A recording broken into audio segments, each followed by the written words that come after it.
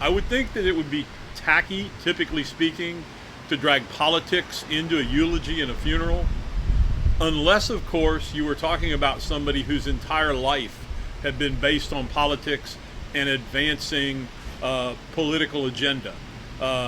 So I don't think you're going to have a funeral of a football Hall of Famer without discussions of football, and I don't think you're going to have a funeral for John Lewis without discussions of politics, old and new. Were you troubled by that? I think anytime you go to a funeral, you ought to be concerned with who's there and who passed away and honor the dead. But let me say this about the Voter Rights Act.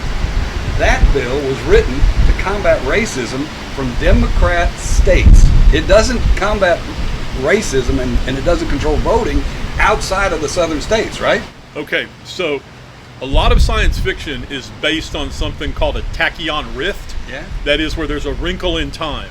Yeah. You just wrinkled time by going back and talking about the Democratic states. Well, those Democratic states That's right. are the states that are now overwhelmingly Republican. Right, but admittedly, when that was written, there were Democrat states. I'm not going to He was disagree with addressing that. his own people. I'm not Some going to are still in disagree. office. I'm not going to disagree with that. But the point is, when you try and crisscross over what's a Democratic and what's a Republican state to enhance your own argument, Well, I think you lose some credibility. He said, who controlled those states when they wrote that to combat racism at the polling place?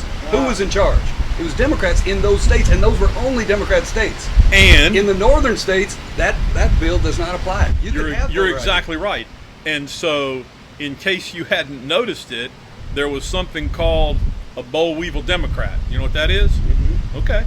So you weren't going to be able to be elected to office, regardless of what your political beliefs or persuasions were, unless you ran as a Democrat in those states in those days. Much like in the state of Texas now, if you're not running as a Republican, you're not going to win a statewide election, whether your beliefs fall to the right, to the left, or the middle. So yes, at the time, it was controlled by Democrats And those who people that are had still alive. opinions that needed to be changed. I think the governor, personally, I think the governor knew that Texas A&M was going to get the vaccine, and so I think, he came out one day, said we're not having any more shutdowns, no mask orders, and then they said, wait a minute, we got this chance for this $265 million contract.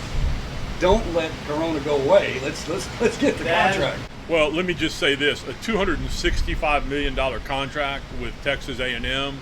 I think they paid that much to their athletes when I was there. So it's not a lot of money for Texas A&M. So yeah. Seriously. No, I mean seriously, 265 million. 265 million. When were you there? That was a long time ago. A long time ago. But no, I mean, and we get all sorts of, and I appreciate your comment on that, and I know you say that at least a bit tongue in cheek. A little bit. But I do have a real problem with what we see going on now so prevalently, that you have conspiracy theories that are so readily accepted by people and espoused and promoted and discussed, whether it's at the coffee shop or on Facebook, and there is essentially no facts to support them other than random facts plucked out of the air. Bill Gates is rich.